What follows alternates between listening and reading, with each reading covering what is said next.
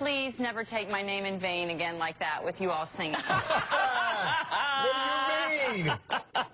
I was going to sing your intro just then. Effort. No, it was very creative, I tell you. You guys are ready for the season, and you're going to be even more ready after we talk to you about decorating with wreaths with the help of Kindal Marin, who's the Director of Marketing here at Bell Nursery. Good morning to you. Good morning. All right, so, you know what? People limit themselves when they think of wreaths, but there's really a lot more you can do with it. Yeah, you can really do anything. We've taken a plain one here that's available at the Home Depot.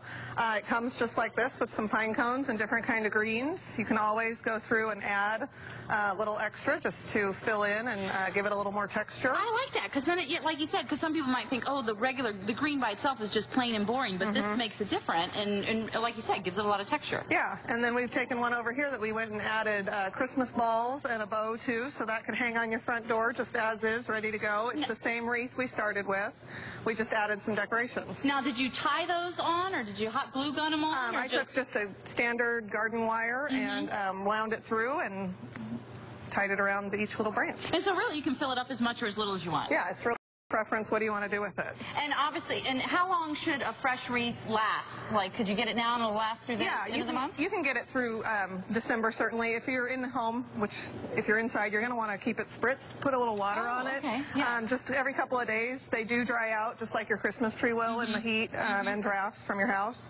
But if it's on your front door, you're probably okay. Yeah, you're just fine on your front door. So there's the traditional, classic, nice. Yeah. And then here's another one that I've gone ahead and started decorating and wanted to show you how I had put some balls together just in advance because we find they make a little more impact when you have them in groups. So kind of cluster And you just kind of stick them in there, wind it around so they stick. And that's that. If we wanted to put it on our front door, we could add a bow.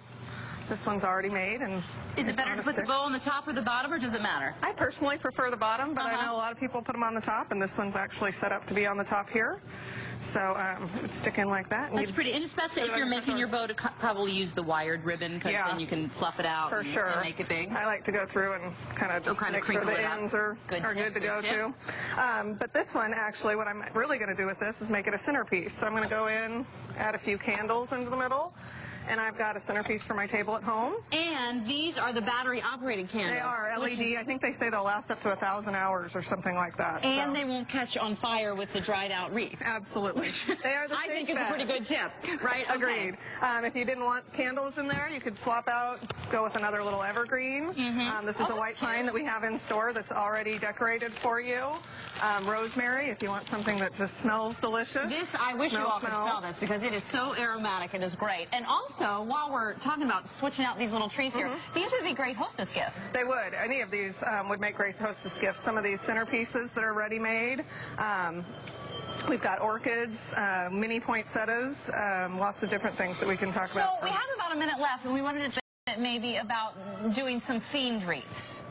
Well, if you step over here, I'll step this way. I've set up what I call my North Pole wreath. We found a box of decorations. Most of these came out of one box from Home Depot.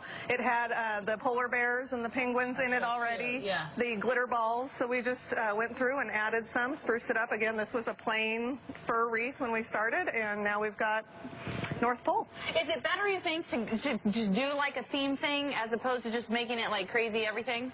I think it doesn't necessarily have to be a theme, but pick a color scheme you want to stick with. If you do red and silver, blue and silver, red and gold, I would just be somewhat consistent. It doesn't mean you can't throw a little extra in there. And how about buying the right size for your door? What's the best way to determine that? Well, this one, you would have to have a very large front door. I want to go to this house. Whatever house this wreath is hanging on. Absolutely. Have me for dinner. I think it would be great on a gate if you have an entryway that comes in.